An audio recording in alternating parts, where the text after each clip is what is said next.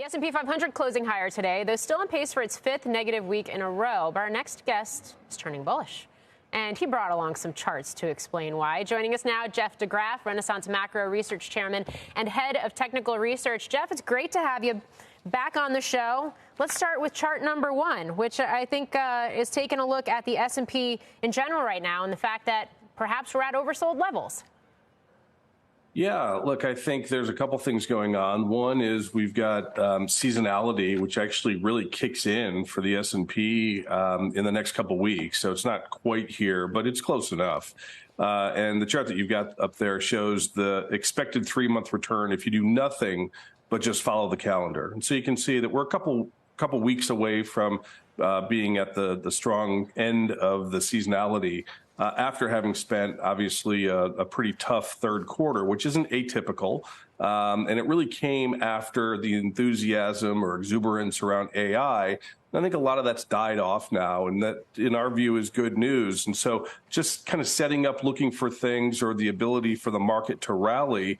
And that's where the oversold condition came in, right? So we had a modest oversold condition, but really in the last week, we started to see 20-day lows, which is one of our key indicators, start to spike. And that number got to 56% yesterday. That's the highest since we had the oversold condition back after Silicon Valley Bank's failure.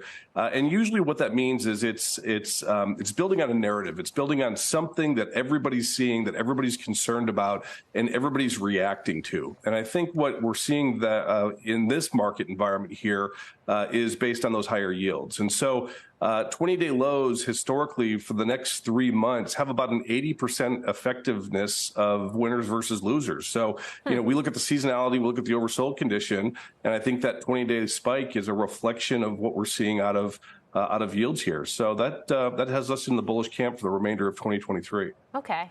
I am curious. I keep asking this question. I keep coming back to it because, yes, I realize there's these seasonal elements. There's the technical elements. There's what the charts and history has to tell us. But then there's also some very decidedly unseasonal, atypical dynamics afoot, at least where the U.S. specifically is concerned, too, whether it's student loan repayments, whether it's higher energy prices, whether it's higher interest rates, or UAW strikes, some of these other things that are afoot, DC dysfunction that are afoot right now. I mean, does any of that matter when you look at the technicals over the longer term? Well, I mean, obviously, the narrative is always different for each one of these, right? And so in our view, there's 3 things that can happen. You can be a buyer, you can be a seller, you can be a holder. And it really is who's the more urgent player. And so when 20-day lows start to spike, it suggests that people are in mass acting very similarly. Forget what the narrative may be. But it's those sort of commonalities that end up creating those lows, and that's what we're most interested in. So I totally agree that those things that you're mentioning are concerns, but they're no different than, say, the Silicon Valley Bank concern that we had 6 months ago, or some of these other concerns that we've had, government shutdowns, et cetera. And the market tends to be able to see past those. I think the yields are a problem. There's no doubt that's the one thing that really stands out to us.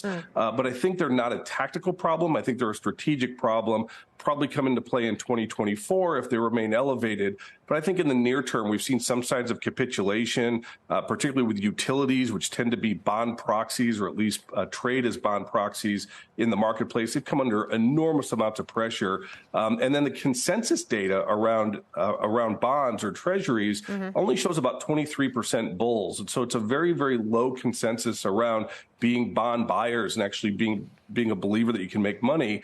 And it's that combination that I think is what sets us up tactically for the remainder of 23. It could be a problem as we get into 2024, but we tend to be tacticianers here, and we're looking for a brighter outlook for the next 2 to 3 months.